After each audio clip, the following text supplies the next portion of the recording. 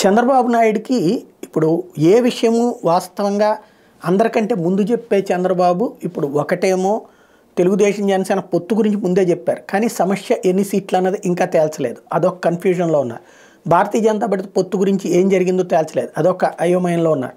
మరొక పని రాజ్యసభ స్థానాలకు సంబంధించి ఆ మధ్యన రాధాకృష్ణ గారు వాళ్ళ దత్తపుత్రుడు రాసుకొచ్చినటువంటిది అయితే ఇద్దరు రెడీలో ఉన్నారు పోటీకి అన్నటువంటిది. కానీ అందుకనినే మొన్న ఎమ్మెల్యే అసెంబ్లీ పూర్తయిపోతున్న సందర్భంలో ప్రతి ఎమ్మెల్యే దగ్గర నుంచి ఇది కూడా తీసుకున్నారు, సంతకాలు కూడా తీసుకుని పంపించారు రాజ్యసభ నామినేషన్స్ మీద. ఇప్పుడు 12వ తారీఖు అయిపోయింది, 13వ తారీఖు 15వ తారీఖుతో నామినేషన్ల గడువు ముగిసిపోతుంది.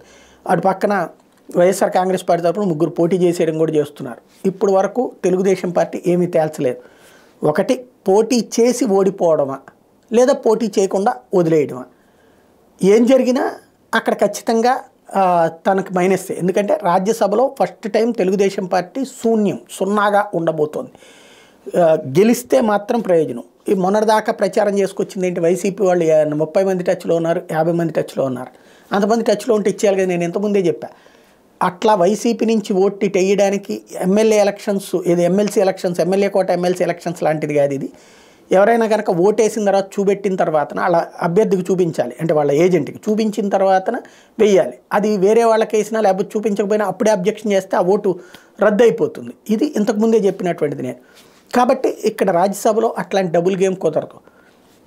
అలాంటి దశలో వైసీపీ నిలువునా చీలి 2/3 వంతు అవతలకు రావాలి, అంత సీన్ లేదు. కాబట్టి వెనక్కి తగ్గుతున్నారు. లేదా మరి రాధాకృష్ణ గారు చెప్పినట్టు ఇంకేమన్నా రాబోయే రోజుల్లో జరుగుతుందో చూడాలి.